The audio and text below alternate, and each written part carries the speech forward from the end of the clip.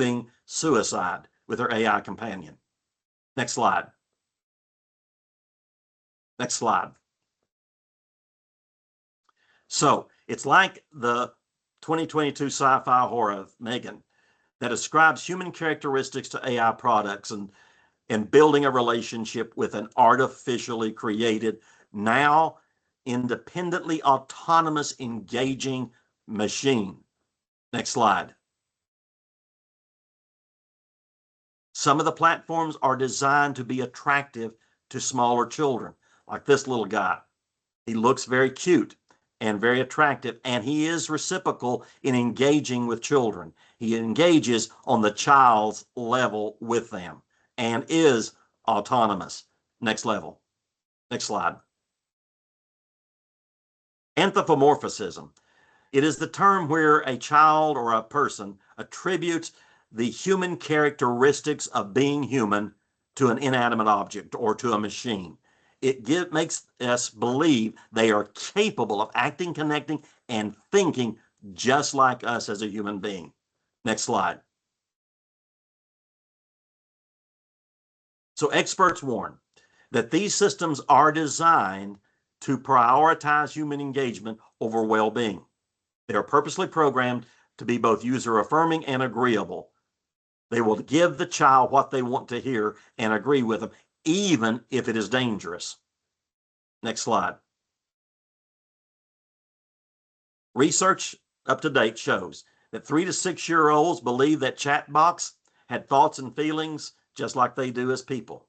Research is showing that they believe that they are genuine, lovable, and love them. We have another study that found that AI researchers show that children, young people up through high school age, feel that these AI companions or AI platforms are more reliable with fact-based information than the human counterpart, like a teacher or a parent. Fact-based questions like, who is the first U.S. president to ride in a car?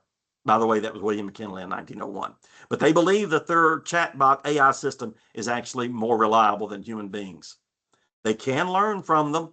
They can develop skills from them if the platform is guided by some educational structure and overseen by humans. 300 studies to date have been done to try to understand this technology. What we do know is the technology does have an effect on how our brains develop and how we engage with not only the machine, but with other human beings. Next slide. So what are the risks? Of course, the risks are the emotional attachment that can be built with a chatbot from a child.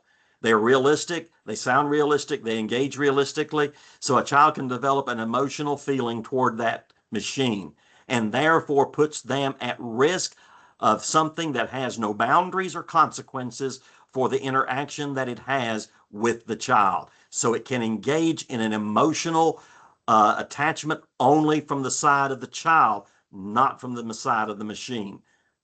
Inappropriate content. We know there's a lot of filters in place to try to engage with content, to stop certain contents and certain images, but we know that those can be overridden, and they are constantly. And it's not just the sexual side of it. There's actually been reports where they have had role play interaction conversations with chatbots around school shootings and around school violence, even to the point they can be either the school person perpetrating the violence or the victim of it. Next slide.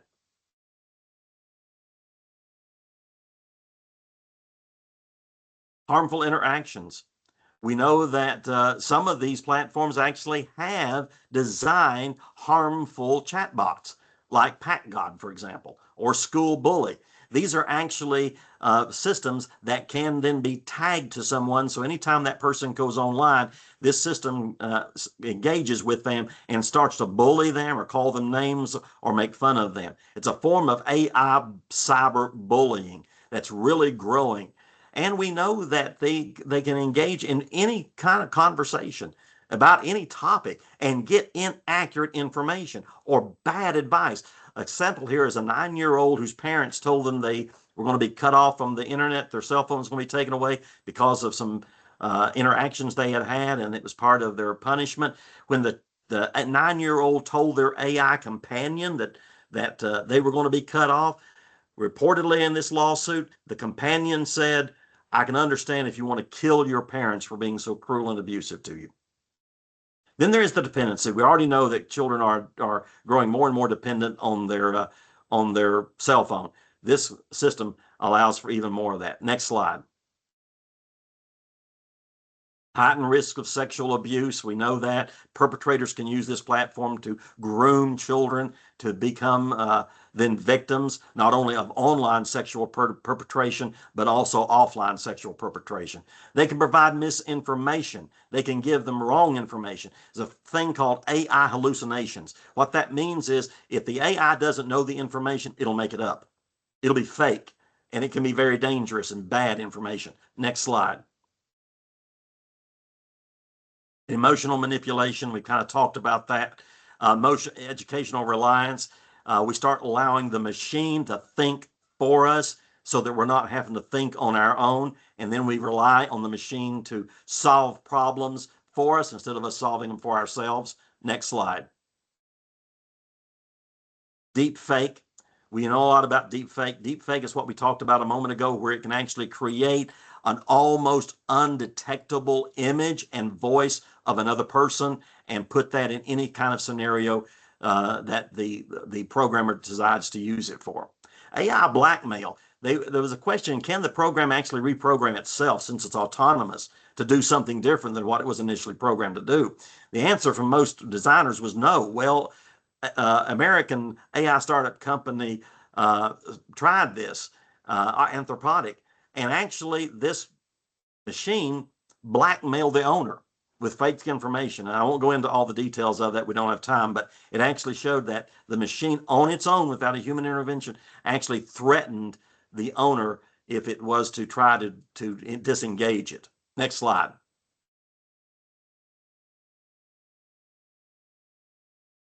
I'm going to skip down to the bottom of that notified websites. These are growing. I think there's over 30 of these now on the market, where the designers of this can take a picture of a child or an individual and create a nude photograph of that can be interactive.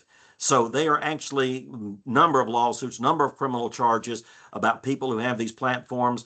Lots of lawsuits about it, and still yet we find somewhere in the neighborhood of 30 or 30 plus of these kinds of websites that are out there that actually allow this kind of technology. Next slide. Radicalizing youth. Radical groups and extremist groups are using this technology to elicit and manipulate young people into their particular radical platform, whatever that platform happens to be. Next slide.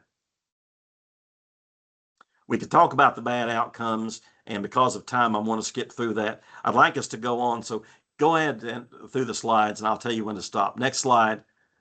Next slide. Next slide. Next slide.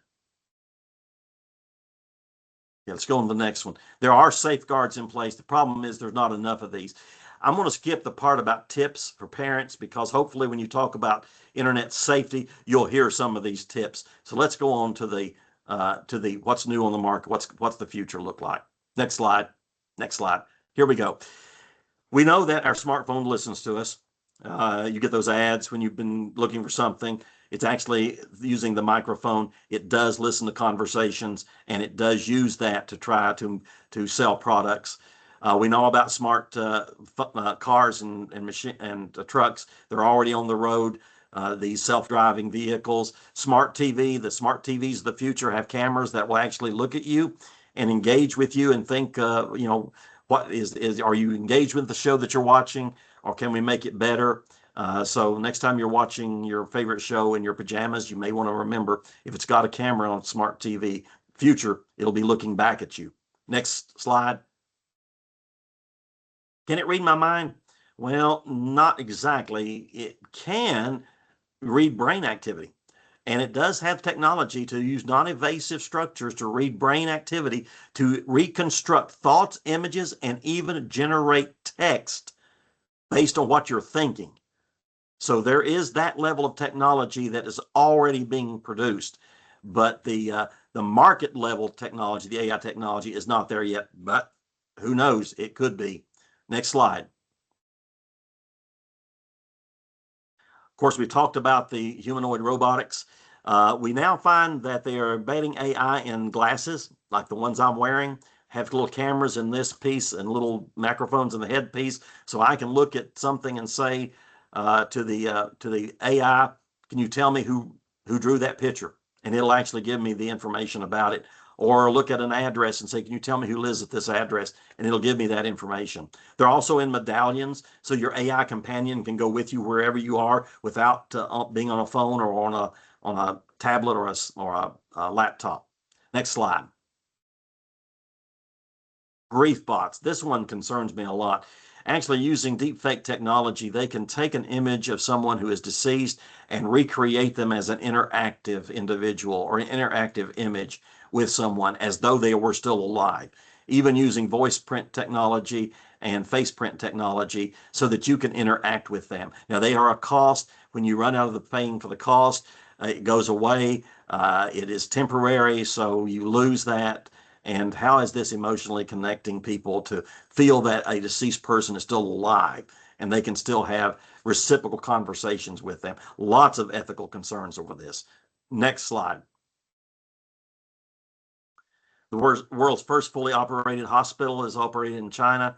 It actually is fully, the doctors, nurses, everybody in the hospital is AI, not a single human being in that hospital. Next slide. There's military robots and the combat robots. Next slide. Go ahead to the next slide. So there's over 100 types of AI companions already on the market. What we do know is that it's here to stay. We can't reverse it now.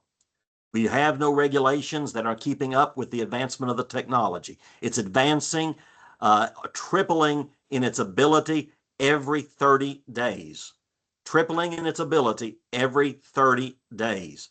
So there's no way that we can develop structure, guardrails, and laws to keep up with the speed of this advanced technology. Next slide. Dr. Hazabis made this statement. He's one of the leading architects on advanced technology. We're on the verge of an experimental curve.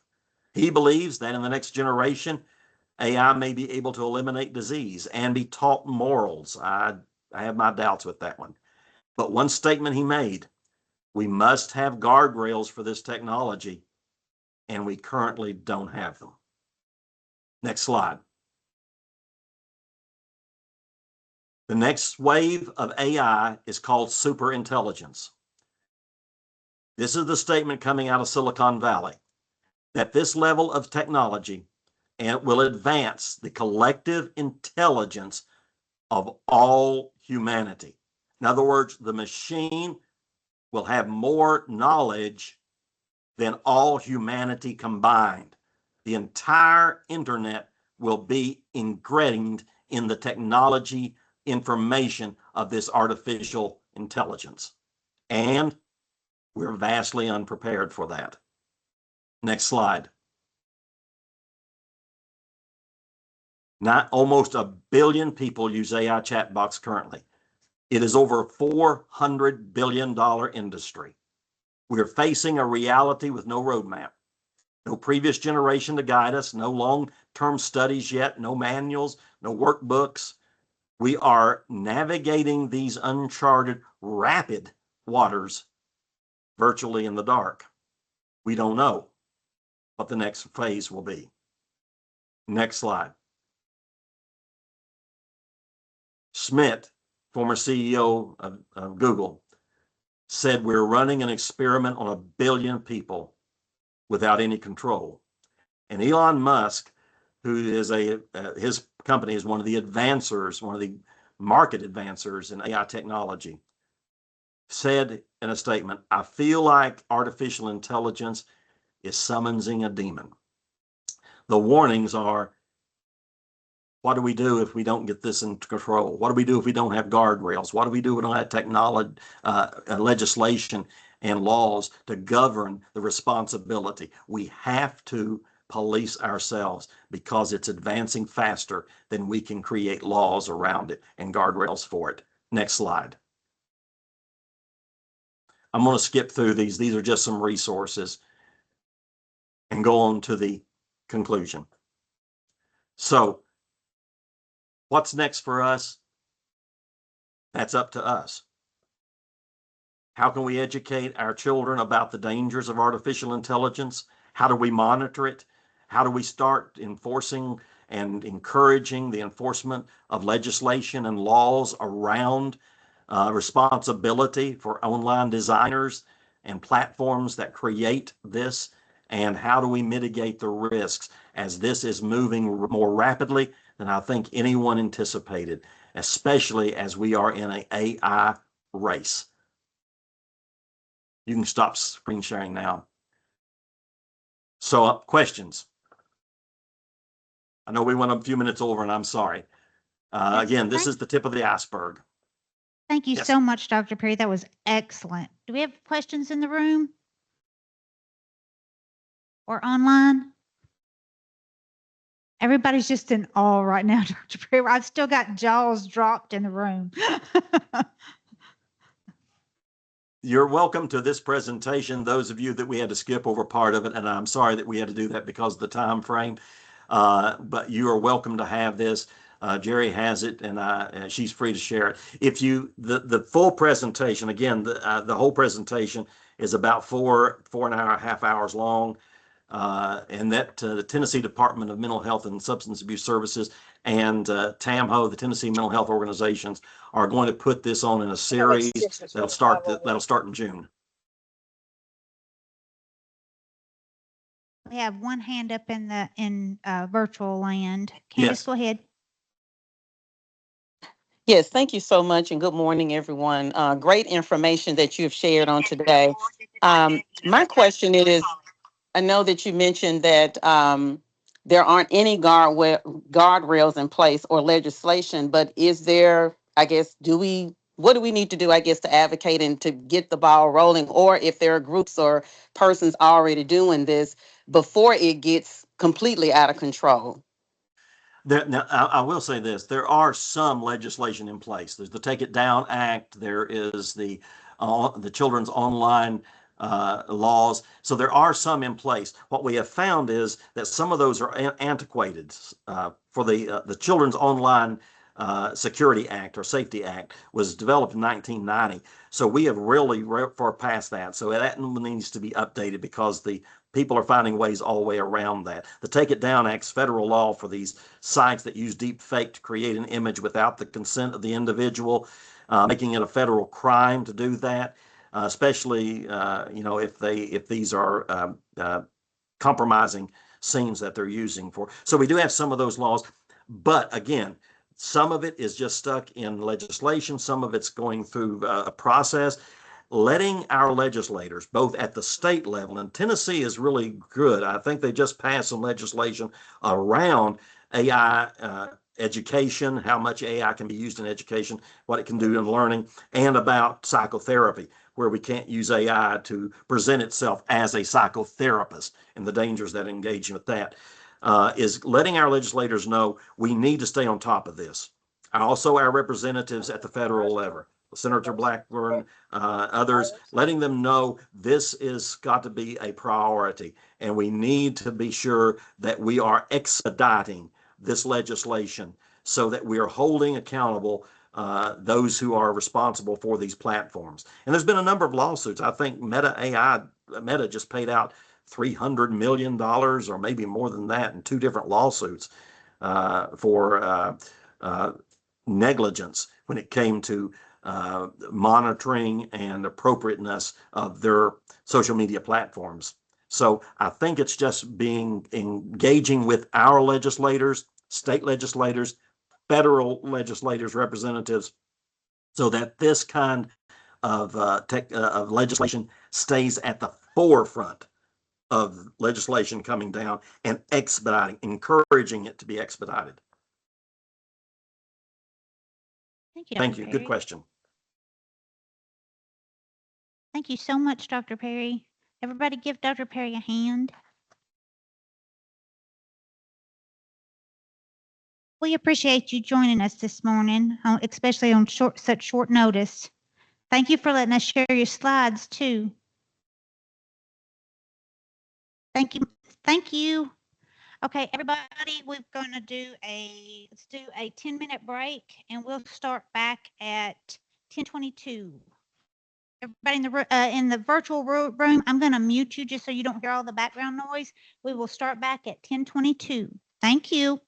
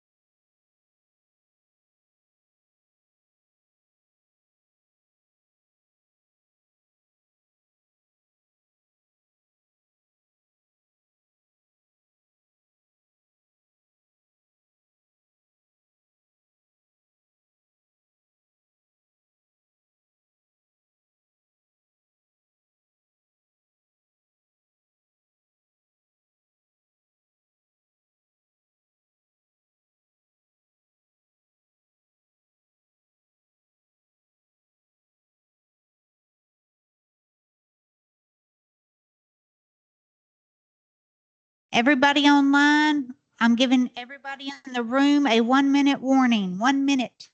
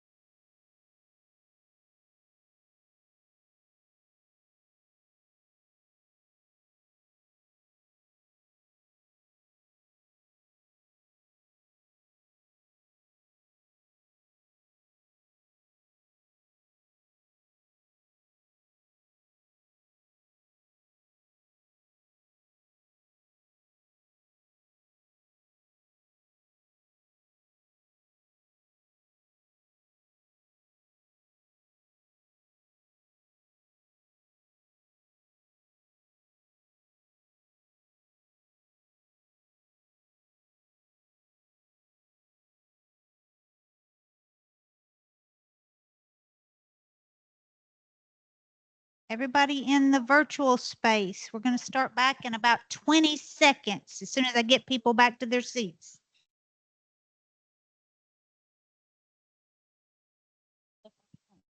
Triangle some yeah, we got some out back too.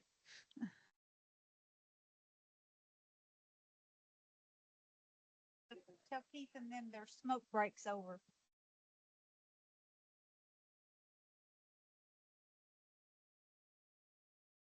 Okay, everybody online, I'm getting everybody in the room wrangled back in. Got a couple more out. I think I'm not going to call Keith out, but he's out back taking his smoke break.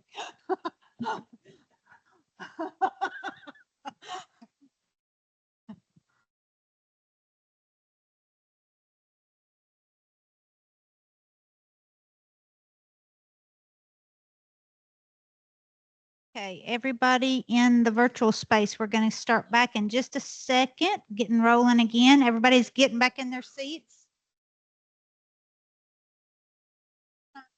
Okay.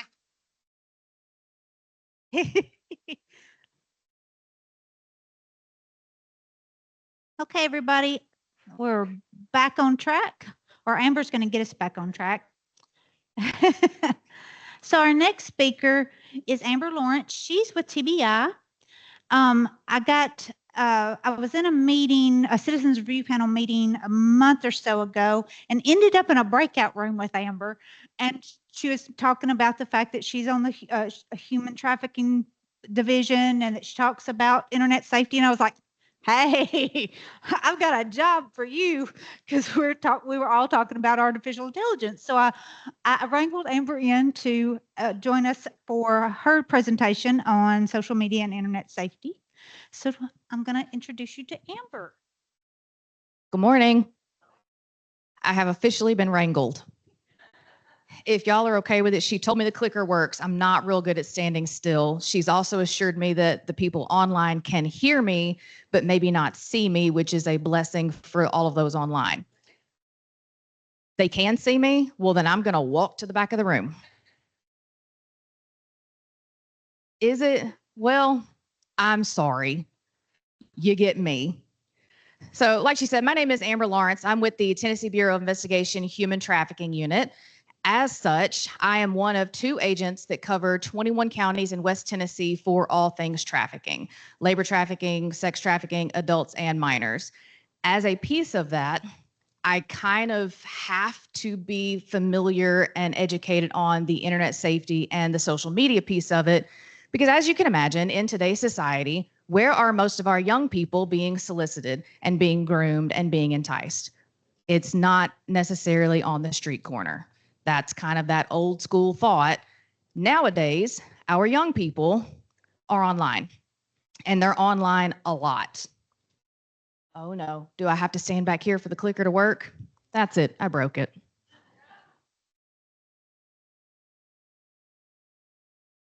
I break it, they fix it. That's how it works. So when I say our kids are online a lot, I know I'm not telling you anything new. I also know that I'm in a tough spot following up Mr. AI chatbot. Look at all the humanoids. I assure you, I'm a real girl. I know they did really good. I'm a little bit apprehensive following the AI portion of it because we're using a computer, and that's why I'm trying to step away from it, because he's got me nervous about the computer at this point. He's got me nervous about my cell phone. I'm just nervous about AI at this point. But following up on that artificial intelligence portion of it, we know those are real risks. We know that's very scary. But I don't want us to forget that we will forever be dealing with the human element. Okay? It's the human element that's creating AI. We know that our children and our youth are involved in AI, but they are also involved with the human element. Because when you break it down, the bad guys are always going to be the bad guys, and they're always going to find a way. As technology advances, our bad guys are going to use technology more. Do I think they're going to use AI? Yes. Do I also think our bad guys are just going to keep it simple? Yeah, because it works. If it ain't broke, keep using it. So our kids, our youth, they are online a lot. We know that.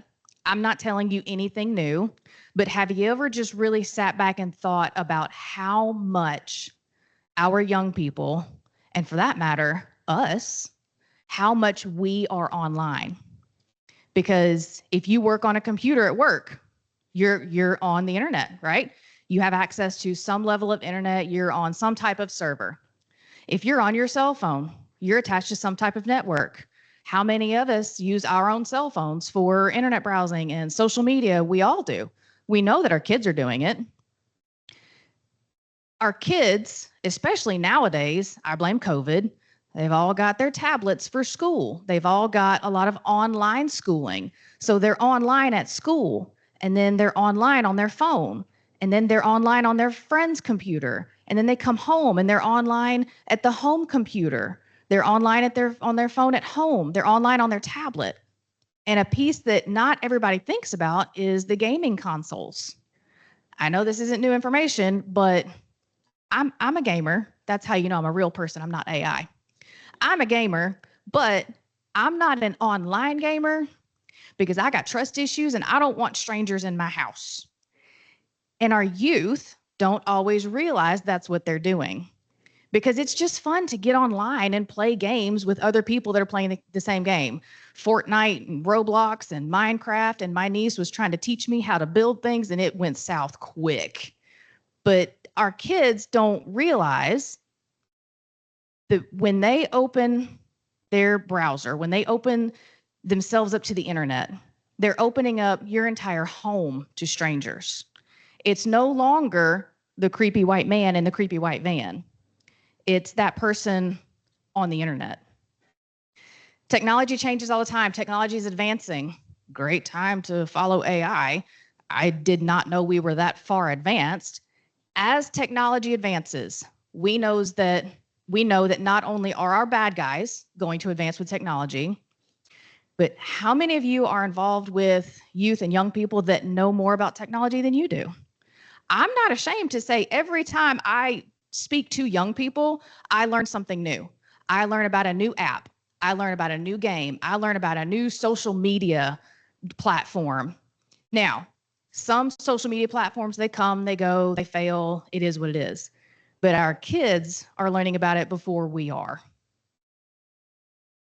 So some of the things that we are going to specifically talk about are when our kids are online, what are those risks? I'm not telling you anything that you don't know, but we're going to kind of touch on different pieces of each of these. So inappropriate content, we talked about that a little bit with the AI, online privacy, enticement, sexting, sextortion, cyberbullying. Can you see how some of these might fall into some grooming for trafficking or some grooming for other victimization? So when I talk about inappropriate content, that can mean a wide variety of things. But specifically, some of the inappropriate content that we know our young people are either exposed to or engaging in are pornography, excessive violence, hate speech, risky, illegal behavior. These are things that they are having conversations about with their friends. These are things they're talking about. These are the images that they're seeing. We hear all these horror stories of school violence.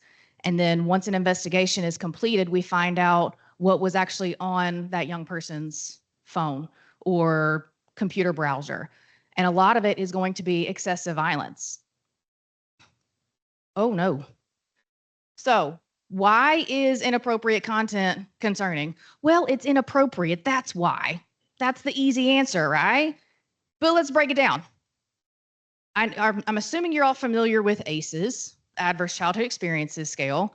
I love the ACEs. I use the ACEs example in just about anything that I teach, because what we know from a high ACEs score is that traumatic events in someone's childhood has a negative impact on how the brain physiologically develops, specifically in the areas of impulsivity and decision making. So when we have our young people that are visually seeing and talking about pornography, violent pornography, excessive violence, whether it be talking or looking at school shootings, mass violence overseas, when they're seeing these things, what we have to realize is even though that young person isn't physically involved in that situation, their brain is still exposed to that. Their brain still sees that as a traumatic event. Their body may not necessarily respond as a traumatic event. They may not have that fight or flight response because they're sitting in their bedroom on their phone or on a gaming console. Their body doesn't necessarily react that way, but their brain is going to react negatively. Not only that, when we talk about the violence and the pornography and things of that nature, what we are dealing with is the desensitization of our youth.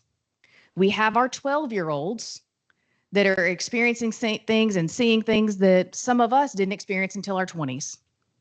We have even younger than that. We have as young as parents will allow their kids on the internet, as young as parents will allow their kids to have cell phones and tablets and computers. And now we know that kids have the Chromebooks, I think as young as elementary school in some places. We know, I heard someone say kindergarten. I don't know that I like kindergartners having all that access to the internet, because Right. there is a desensitization whenever they're exposed to so much. Some of the things that we know that not only they're exposed to, but that they are engaging in, illegal behavior. Illegal behavior online, which we're going to talk a little bit more about whenever we talk about the sexting and the sextortion, but offensive language. How many of our school-age kids got mouths on them? Man, they got mouths on them. Now, some of it's going to be a home environment. Some of it's going to be a friend group, but some of it's just going to be, this is how we talk. This is how kids talk. They talk like this online, so they're going to talk like this in school. And a lot of it is offensive because they're desensitized to it. They don't realize the language is offensive because it's just everyday language for them. Underage drinking or drug use, hate speech. We know, and we're going to talk about cyberbullying, we know that there is a lot of what would classify as hate speech in text messages among teenagers. You get thrown into a group message and all of a sudden, all the girls are mad at little Brittany. And Brittany's in the group message. And so they're going to tell Brittany what they think about Brittany. Legally, it may or may not classify as hate speech depending upon what they're saying. One thing that we as adults are probably really good about is kind of scrubbing ourselves from the internet. I think we're probably at a point where, if y'all are anything like me, I got trust issues.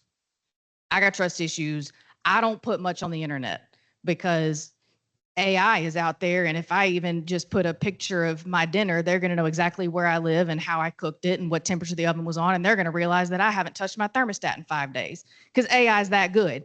I got trust issues.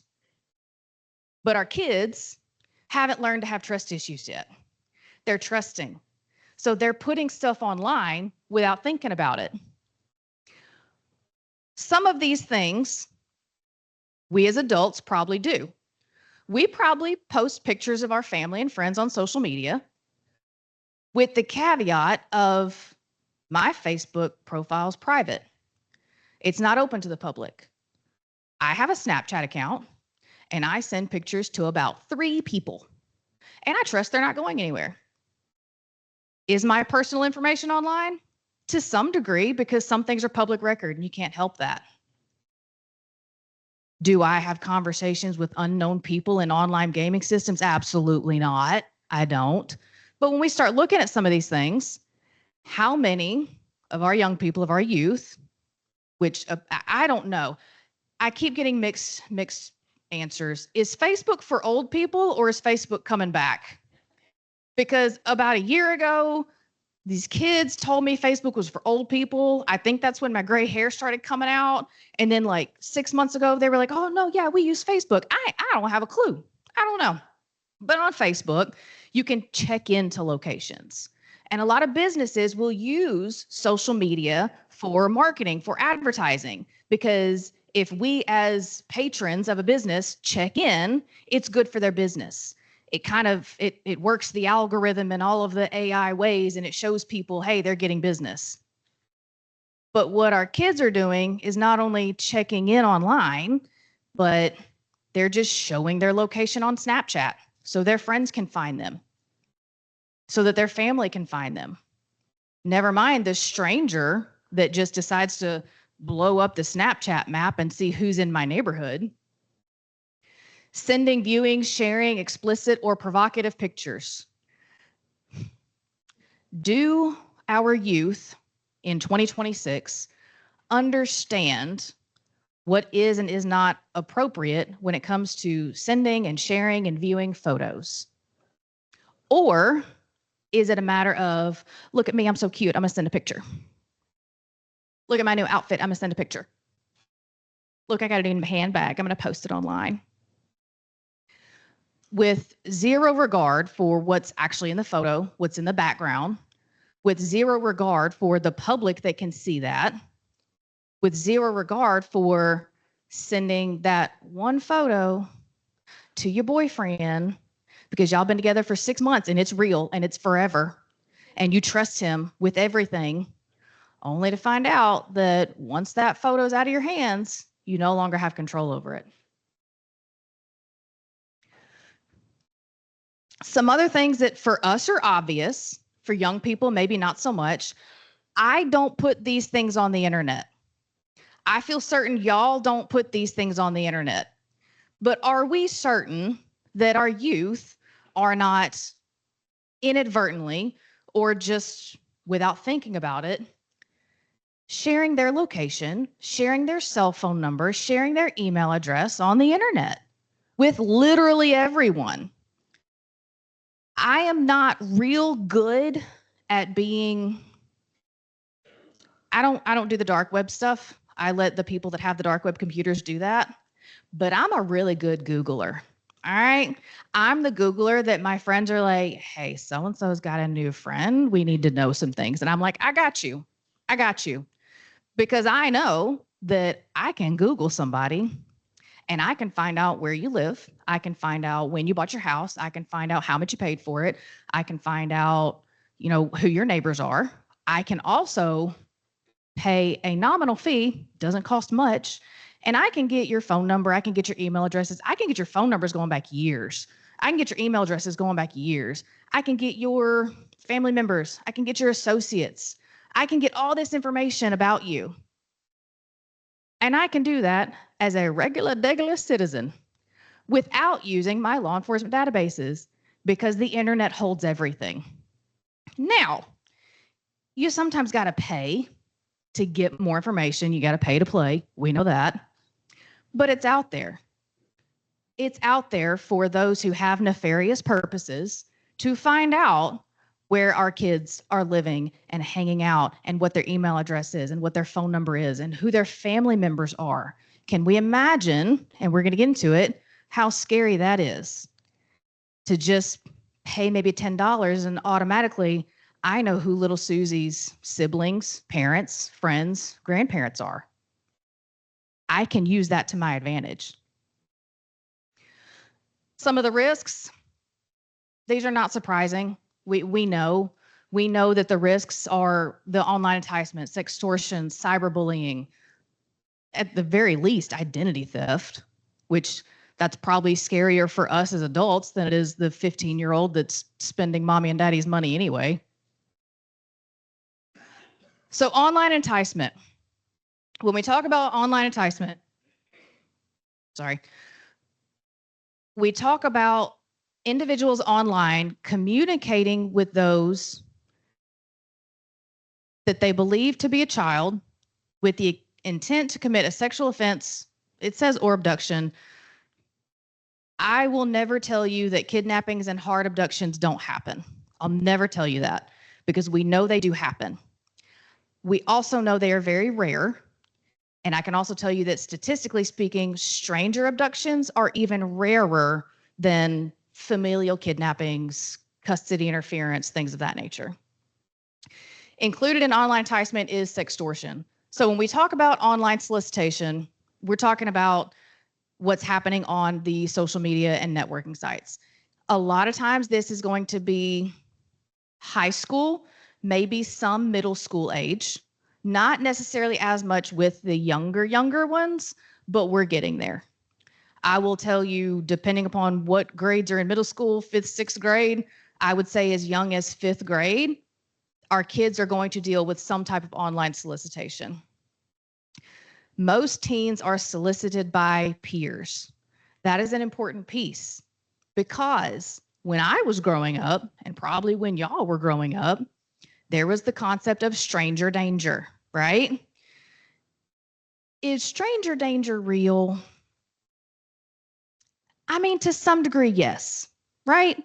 Because those of us in the room that are women, we were taught growing up to always be aware of your surroundings. Don't walk alone at night. Be mindful of where you park your car at the grocery store. Watch those that may be following you in the grocery store. Guys, y'all must have had it real easy. We didn't have it so easy. So yes, to some degree, stranger danger is real, but it's also a situational awareness type thing. But is anyone educating our young people on what their peers are soliciting them to do? Is anyone educating our teenagers on what other teenagers are doing or encouraging them to do? Online solicitation is essentially grooming. We all know what grooming is, right?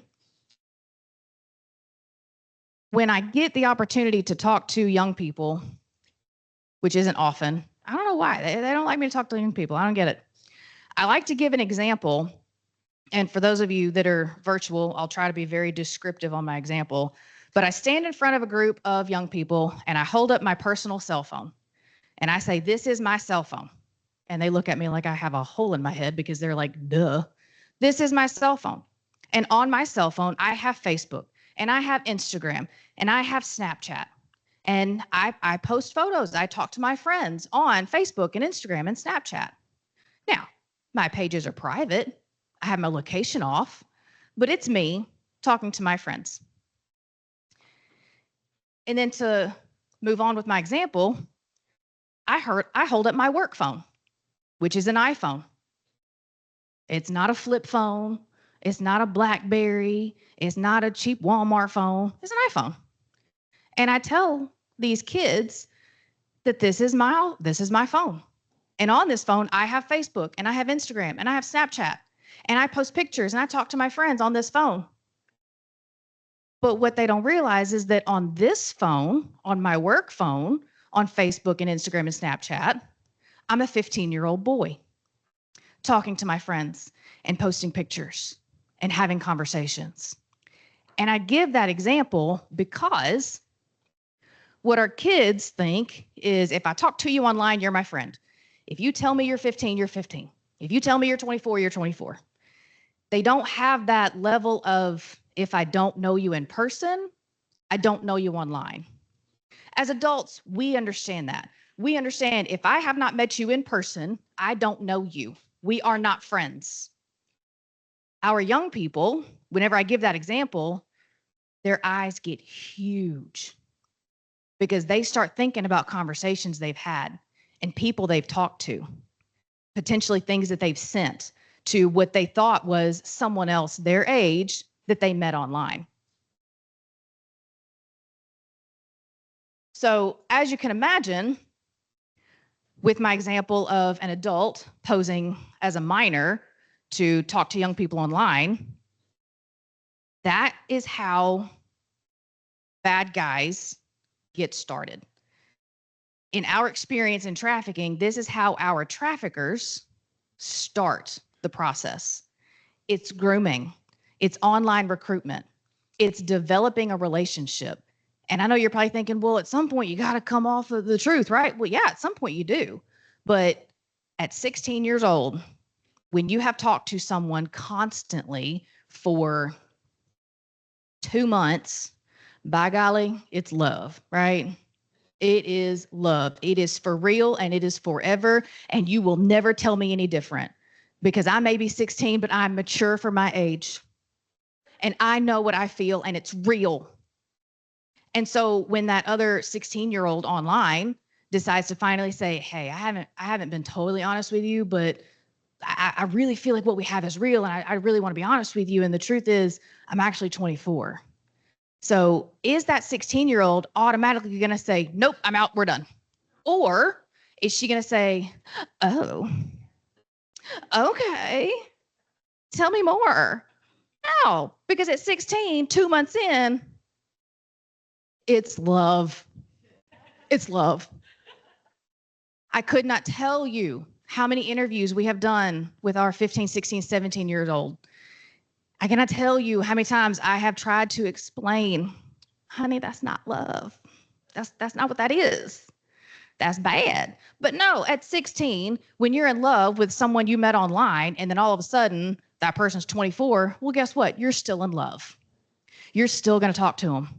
You're still in that relationship. And then because they're 24, they have a car. Well, now we're going to meet up in person, right? And now you're going to go spend some time with the 24-year-old wherever they are. That's how it starts. We don't have time, but I'm sure you can use your imagination and see how that train of thought goes. Because now you have your 16-year-old with their 24-year-old boyfriend hanging out at the park late at night or going and spending the night in the hotel because mom and dad are oblivious for whatever reason. This is how our young people are being groomed online by potential traffickers.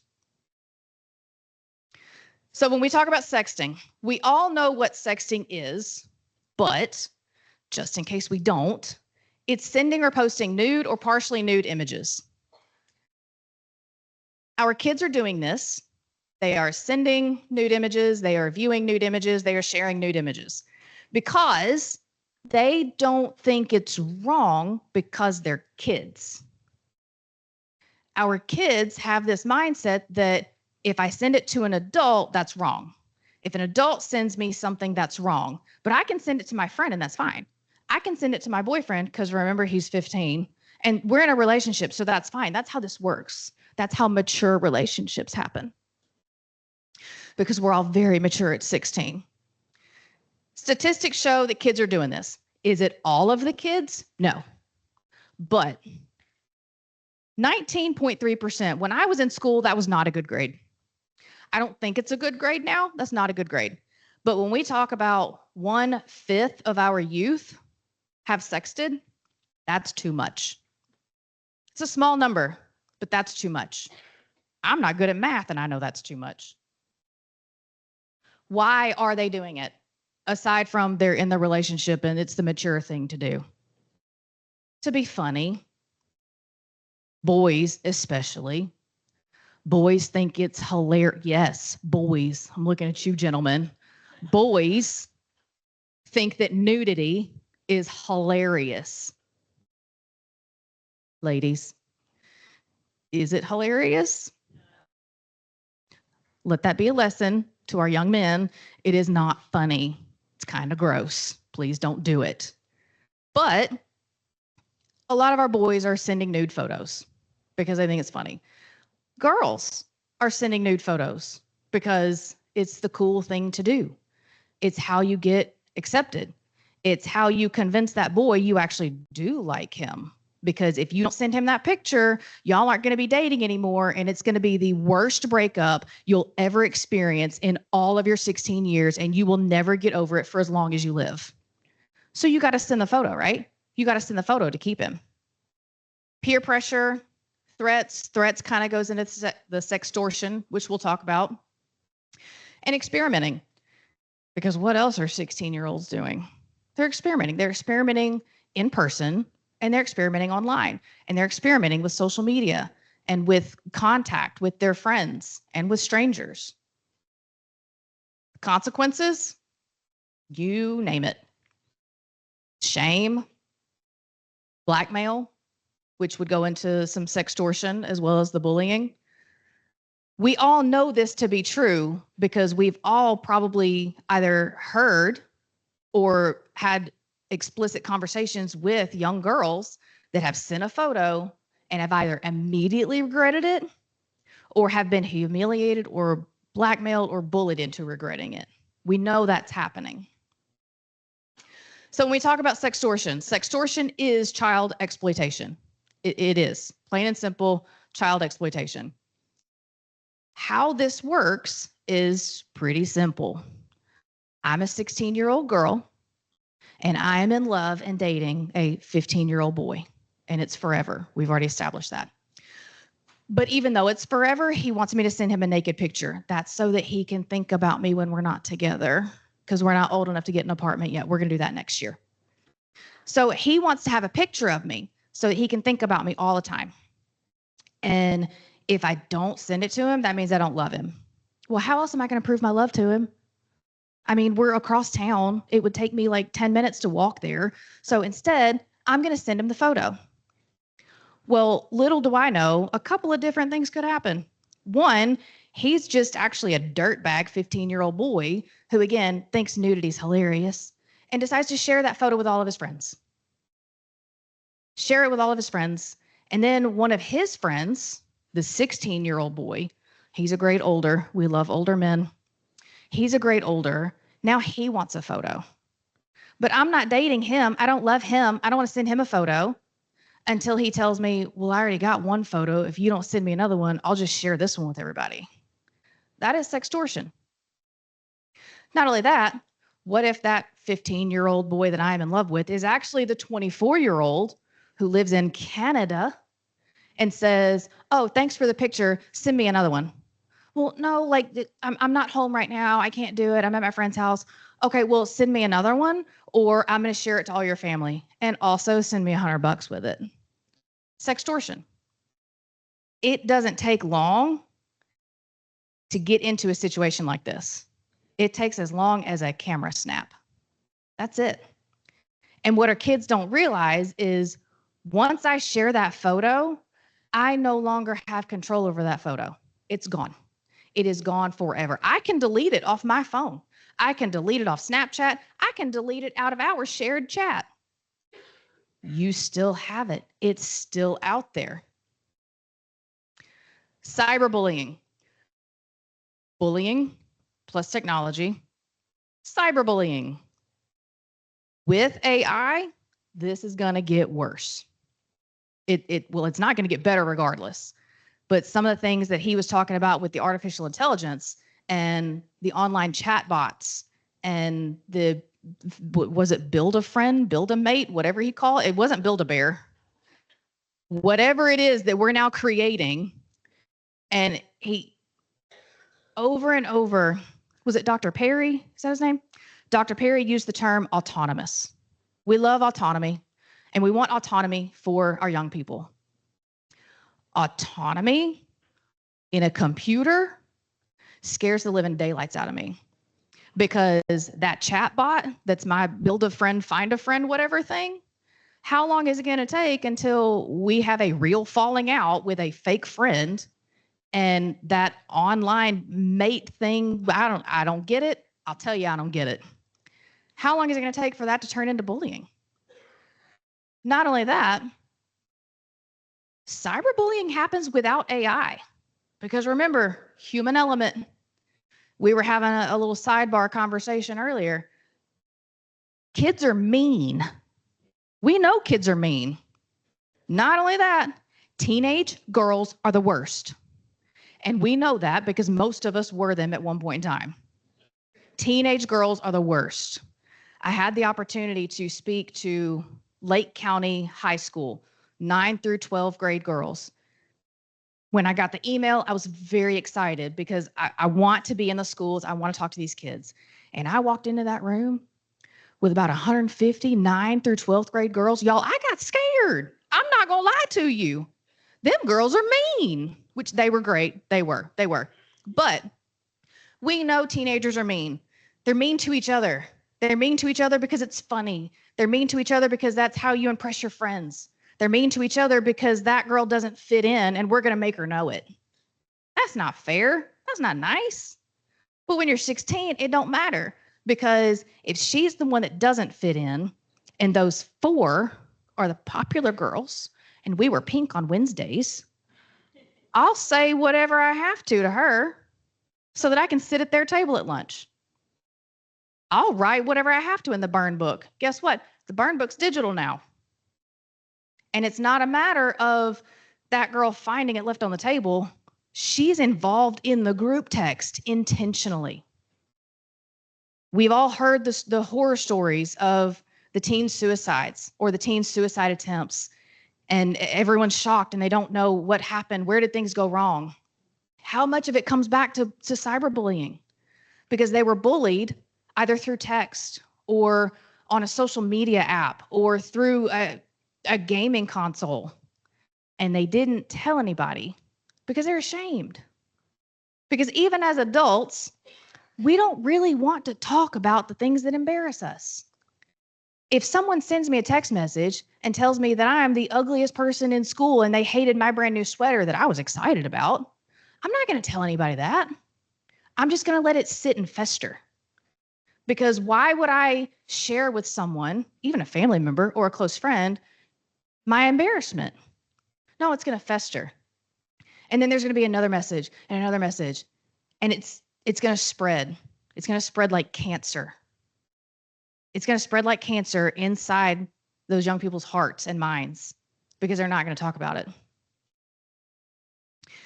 These are some of the things that we may have to deal with. We talked about the suicidal ideations, low self-esteem, social isolation. If she's already in the group text being chastised, is she going to sit with them at lunch? Is she going to be hanging out with them after school? Or is she going to feel like she's on her own? She's alone. We know with the increase in mental health awareness and diagnoses, we know that most of our young people have some level of mental health issues they're dealing with, whether it is depression or anxiety. Anxiety with the middle school and high school age, it's through the roof. Anxiety is through the roof.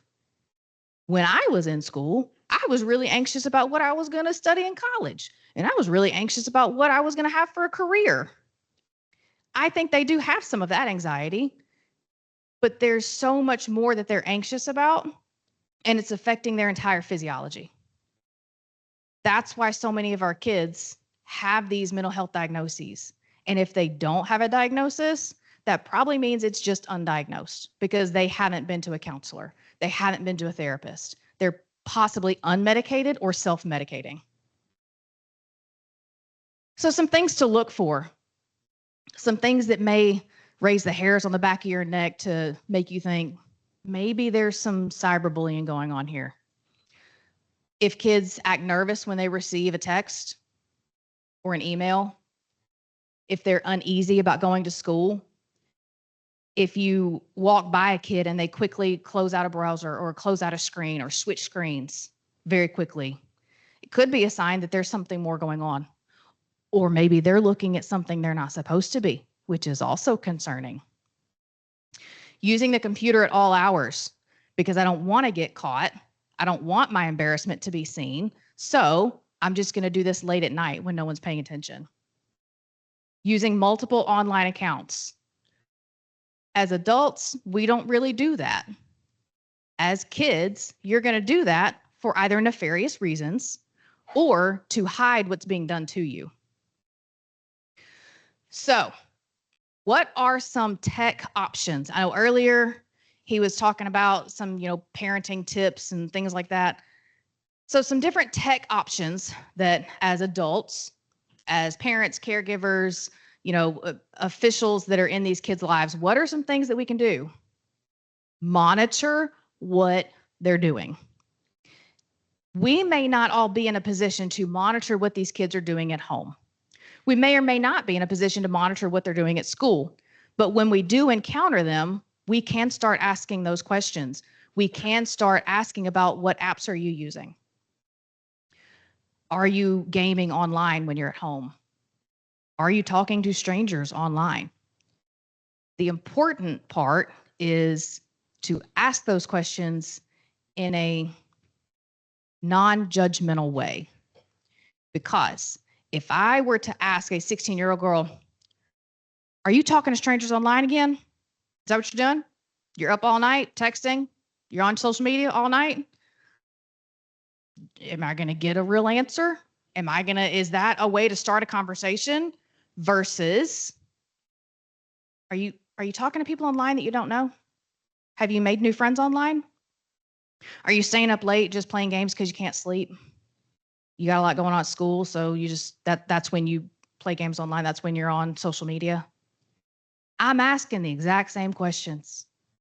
Which one of those versions is more likely to elicit not only a response, but a conversation?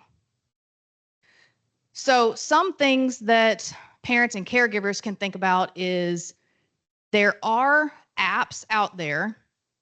There are apps you can put on cell phones that will mirror and monitor from a parent caregiver phone to a young person's phone. I do talk about those because I do think there is a place for that. I think that might be more appropriate for younger children that maybe have access to cell phones because they are in after school programs or sports or doing all these other things. And honestly, like even kids have cell phones now. When it comes to middle school and teenagers, high schoolers, my best recommendation to parents, caregivers, as well as all of you, is to educate yourself, not on the mirroring apps, not on the monitoring apps, but on the social media apps that kids are using. Not only that, on the apps you can put on your phone that are actually secret folders, that are actually hidden places. There are apps you can put on your phone that don't even show up unless you know how to get to it. There are apps that, by golly, looks like a daggum calculator. And then as soon as you open that calculator and you punch in some special little code, you have your secret folder of photos. You have your secret folder of texts that you can save. There are apps out there that are made for nefarious purposes. Educate yourself on those things. Be aware of what's out there so that when you have this version of the conversation of, are you making new friends online? Are you staying up late at night because you can't sleep? And they say, yeah, I'm using such and such app. You are educated enough that you can have that conversation. Because a part of educating yourself is so that you can then educate the young person and say, hey, I actually looked that up the other day and I looked into it. Did you know that it can also XYZ, let strangers talk to you? Did you know that it's also been found to be a prime place for cyberbullying? Did you know that there have been kids that have gotten in a lot of trouble from using those apps? Educate yourself so that you can educate. Did I turn it off? Nope, sure didn't. Others. We've all heard this, right? It takes a village to raise a child. There is a lot of truth to this. There's a lot of truth to this. I personally don't have children of my own. However, I am a part of a few different villages, okay? I'm going to softball games. I don't know the first thing about softball. Not an athlete, not at all. Couldn't be me. But I go and I sit in the stands, and when that kid's mom gets real excited, well, by golly, I'm excited too. I don't know what happened, but yes, ma'am. Yep. And then I have to, what happened? What? Yep, that's great. I'm educating myself because I'm not these kids' parent, but I'm in that village. I am there to support them. I'm there to be an example for them. I have nieces and one nephew. He's short. He's only about this tall. They're not mine, but by golly, I'm gonna go to bat for them because they are my blood. They may not have come from me, but I'm learning a whole lot about ROTC. I wasn't in the military. I have no desire to go into the military, but I'm in his village.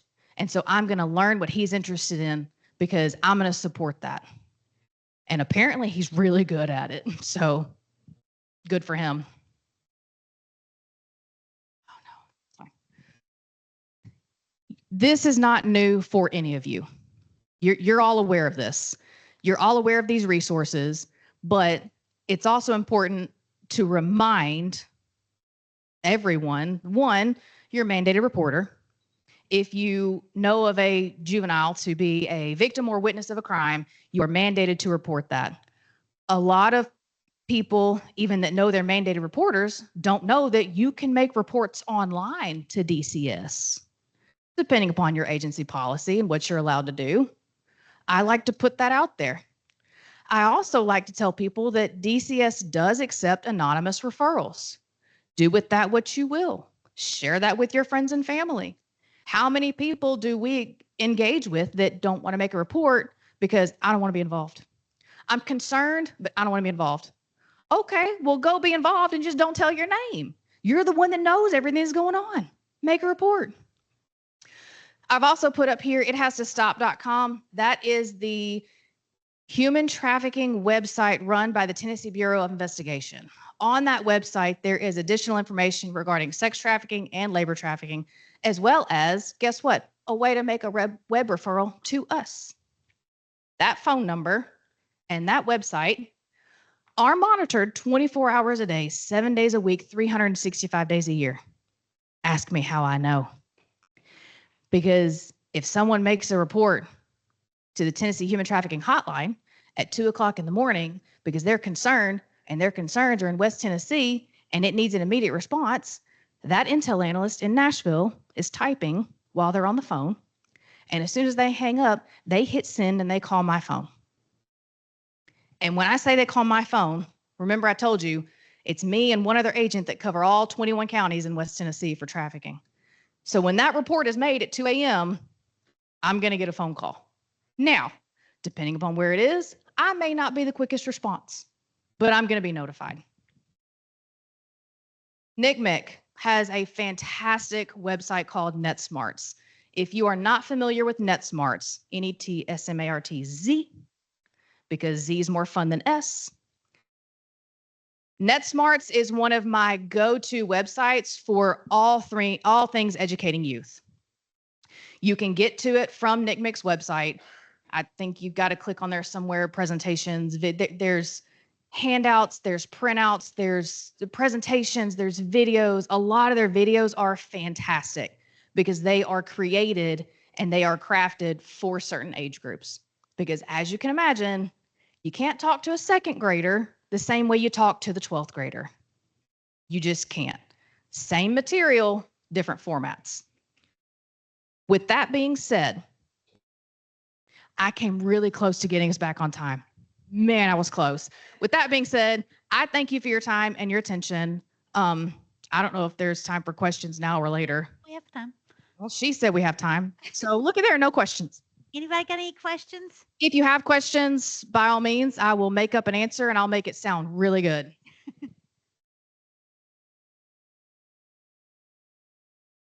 From NCMEC, NetSmarts, NETSMARTZ. I would highly recommend that you go familiarize yourself with that website so that you, one, educate yourself, like I said, and there's a lot of things on there that will help you talk to youth of all ages. I'm a big fan. I don't work for NCMEC, so that's all free. I was just going to have a comment. I love your whole presentation. But one of the things I was always taught as a parent, especially of teenagers, is know your kids' passwords, know what they're on, know what they're doing. And that's really helpful information. But it goes a step further. You have to check those things. You have to go in and learn those messaging apps and learn, because my son can change his password at any time. He can update it at any time.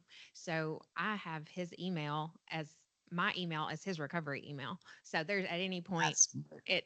I mean, I'm logged into his Snapchat. I'm logged into on my phone. I see everything he does. Oh, God bless you. Only because I have had to deal with some of these situations on a personal level, and I went through and educated myself. So I'm just, as parent to parent, and parent to professionals, just make sure that while you're checking it, while you have it, use it, check it, make them show it to you randomly, on a Saturday afternoon.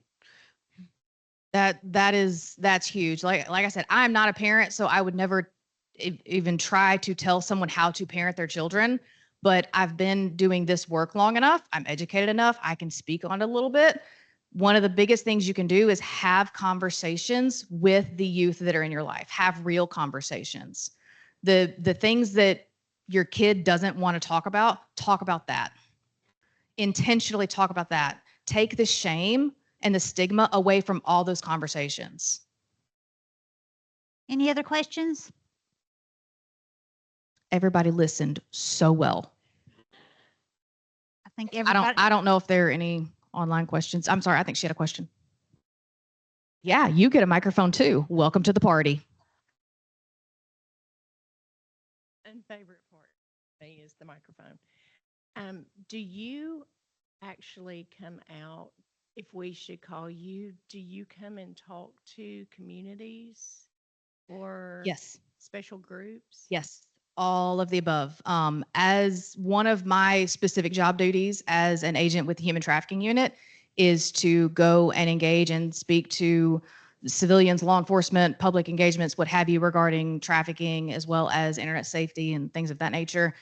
I will tell you, there have to be some pretty extenuating circumstances for our unit to turn down any request for education or training.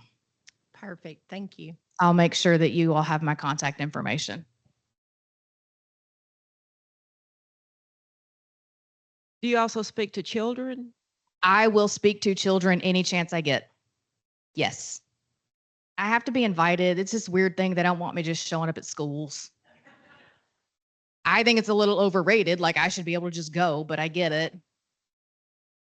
I mean, I'm posing a 15-year-old boy. Let me go to school. Anybody else? Y'all give Amber a round of applause. Thank y'all.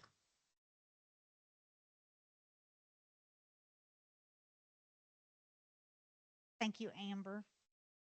We appreciate you. Now we're going to go ahead and let everybody go. Well, I'm sorry for everybody online. You're going to have to hang on a second. Because as I mentioned, this is our last official event with Dana Cobb, our Northwest Regional Coordinator. I'm going to try to still hold it together. We did something special for her, and we ordered Gourmet Your Way. It's a baked potato bar, everybody. So we don't want it to get cold. So if y'all want to move through the line and go ahead and get your food, and then when we come back together, we'll go through our TCCY updates and federal formula grant information. So I'm going to let everybody in the room go ahead and start getting your food. Everybody online, you can get another break, go to the potty, whatever, and then we're going to come back together in about 20 minutes.